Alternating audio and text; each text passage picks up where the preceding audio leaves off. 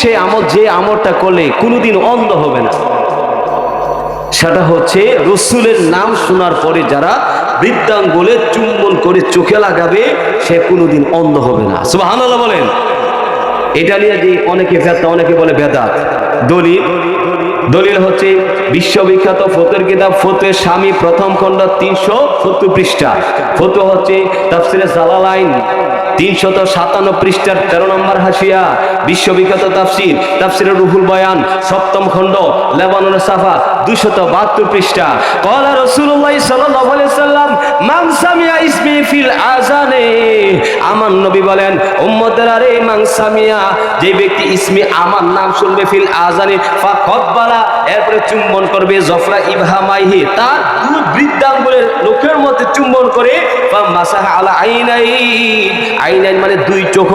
আমার নবী বলেন উম্মতেরা রে, বৃদ্ধাঙ্গুলের চুম্বন করিয়া যদি চোখের মধ্যে লাগাইতে পারো, লাম ইয়াউম আবাদা, সে কশিনকালে অন্ধ হবে না। সুবহানাল্লাহ বলেন।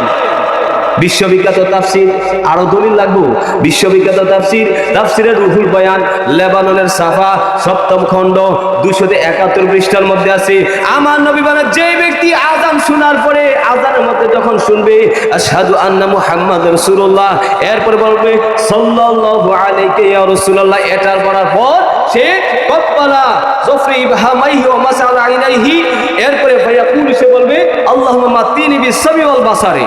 যে ব্যক্তি রাসূলের নাম আযানে শোনার পরে সাল্লাল্লাহু আলাইহি ইয়া রাসূলুল্লাহ বলার পরে চুম্বন করবে আর বলবে কি আল্লাহুম্মা মাতিনি বিসসামি ওয়াল বাসারি, আমার নবী বলেন কানা লাহু কায়দান ইলাল জান্নাহ, ওই ব্যক্তিকে জান্নাতে নিয়ে যাওয়ার জন্য আমি রাসূল জিম্মাদার হব।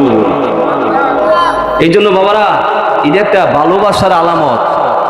নবীকে ভালোবাসি, এটা একটা আলামত। দেখবেন যে যারে ভালোবাসে, হে কোন রঙের পোশাক পরে, এই পোশাক পরে, ঠিক না?